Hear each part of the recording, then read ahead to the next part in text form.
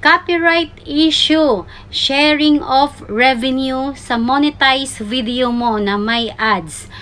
Ano ba ang pwede nating gawin kung ikaw ay nakakatanggap ng ganitong senaryo? Okay? May tatlo ka pong pwedeng gawin dyan, guys. Una, pwede ka pong mag-agree na maghati po kayo ng share ng kita ng inyong video. Pangalawa, pwede mo po siyang i-dispute or mag-appeal ka po. Pangatlo, pwede mo po siyang i-remove. Okay, papakita ko po sa inyo. Ganito po siya. Puntahan lang po natin ang ating support inbox. So, click po natin yung support inbox. Your alert. Kasi dyan po natin makikita ang ating violation. Ayan, yung video ko na meron siyang sharing revenue. Open natin yan. Ayan, nakalagay, your video has new update to review.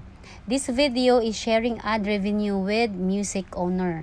Ayan siya, guys. Matagal ko na itong upload. Mga 2 months na siya, guys. So, check natin yung see details. Ayan. This video is sharing ad revenue with a music right owner. So, basahin nyo po yan siya, guys. Ayan, nakalagay po dyan. Screenshot ko para meron akong record. Ayan. Pag ano na siya, guys, pwede mo siyang tingnan. Check mo yung continue para makita mo yung pwede mo siyang basahin kung papayag ka ba sa sharing revenue, kung magkano yung makukuha mo. Ayan. Your video is sharing ad revenue with music owner. 20% lang po yung mapupunta sa inyo. Tapos yung the rest ay paghahatian ng mga countries na yan. Okay? So, diba?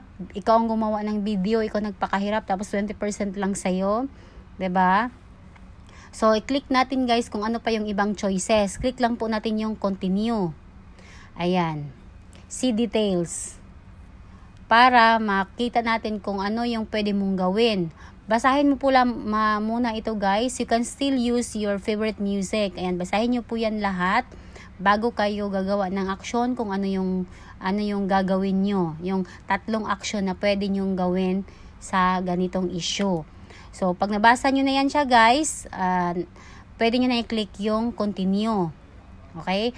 Ayan. What would you like to do? These are the available action you can take regarding the changes to your video. So, i-accept mo yung revenue sharing na 20% mapupunta sa inyo, or pwede kang mag-submit ng dispute na hindi ka papayag kasi kung ikaw talaga yung may-ari at talagang content mo yon at music mo yon, so pwede ka pong mag-appeal para mapunta yun sa inyo. Pero ako, guys, pinipili ko yung remove video. Ayan. So, click nyo lang yung delete video pag gusto nyo pong i-delete yung video. Nasa sa inyo na po kung i-upload nyo siya ulit at lagyan nyo na lang ng voice over nyo. Ngayon, pwede nyo siyang balikan, guys. I-check nyo ulit kung meron pa ba yung violation sa alert nyo. Okay, click nyo yung support inbox. Your alert. Ayan, no violation na po siya, guys. No, okay na po siya.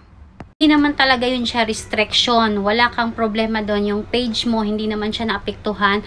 Page recommendable pa din naman siya. Ano lang yun, ina-alert ka lang na may sharing ka sa video na yun kung gusto mo siyang ipagpatuloy. Sa akin, guys, mas pinipili ko yung i-delete ko na lang video, tapos kung gusto nyo yung video yon, pwede nyo naman siya i-re-upload nyo, tapos lagyan nyo ng voice over.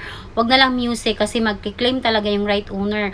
Ngayon, yung iba, pinipili nila yung dispute or nag-a-appeal sila.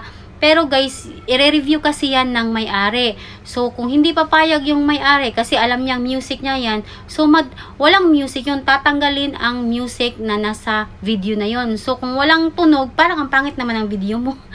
'Di ba? So, para sa akin, pinipili ko na lang yung delete video kasi hindi naman talaga sa akin yung music.